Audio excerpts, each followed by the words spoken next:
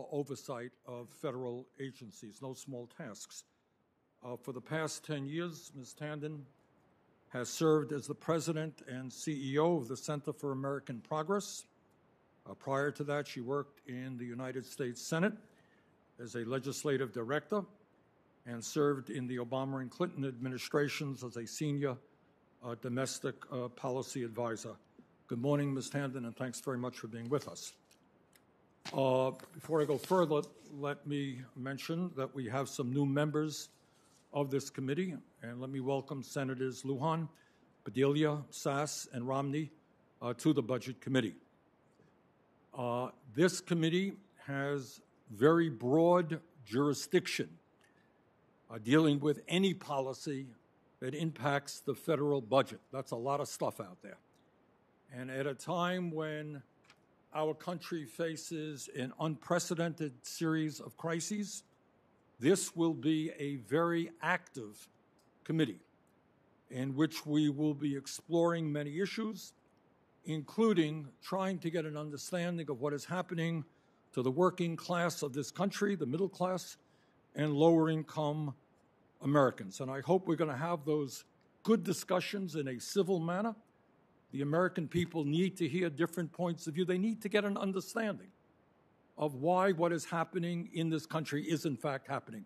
In general, we don't do a good job as members of Congress. The media doesn't do a good job. And I hope this committee will have civil, serious debates about some of the most important issues facing America.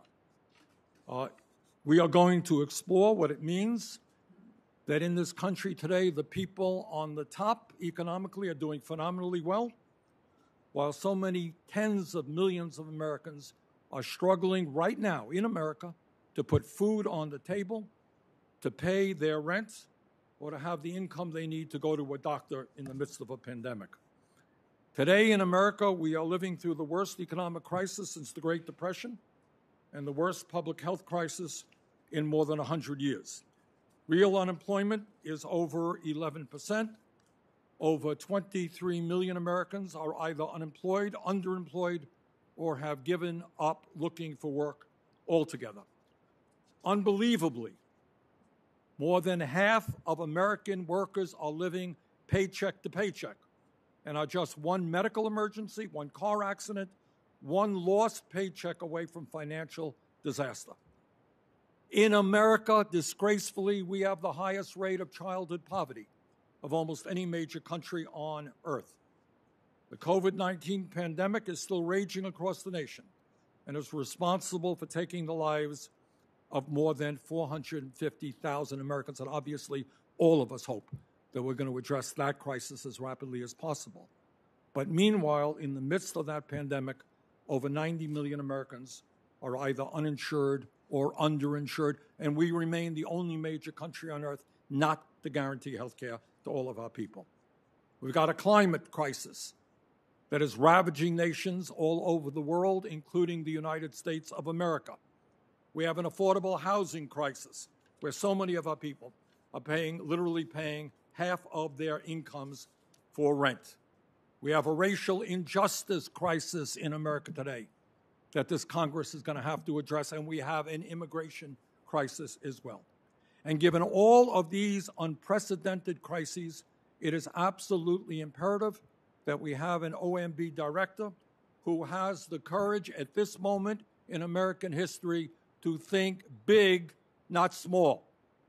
We need an OMB director who is prepared to stand up to powerful special interests who dominate the economic and political life of this country, including what goes on here in Congress. We need an OMB director who can work with the president and Congress to create an economy that works for all of us and not just wealthy campaign contributors. Now, Ms. Tanden, at a time when the wealthy and large corporations have extraordinary influence over the economic and political life of this country, I must tell you that I am concerned about the level of corporate donations that the Center for American Progress has received under your leadership.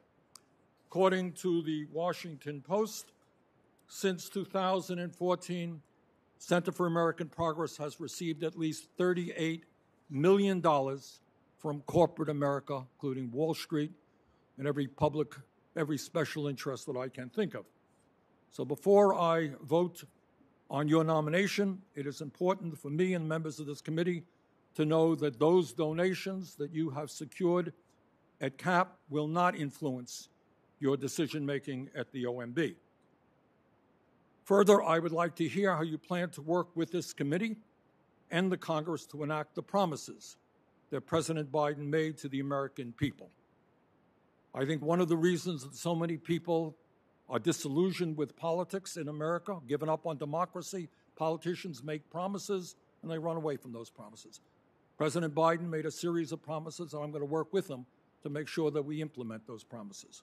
President Biden promised to raise the minimum wage over a period of several years to at least $15 an hour. He promised to make public colleges and universities tuition-free for working families and to substantially reduce student debt. He promised to lower the Medicare eligibility age from 65 down to 60 and to also cut the outrageously high prices of prescription drugs in America.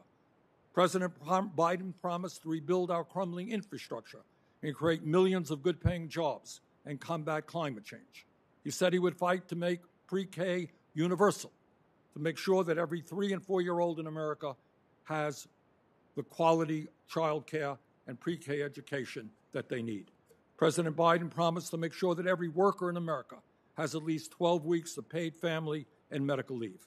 And yes, President Biden promised that he would make sure that corporations like Amazon began to pay their fair share of taxes. The next OMB director will play a major role in determining whether those policy proposals succeed or whether they fail.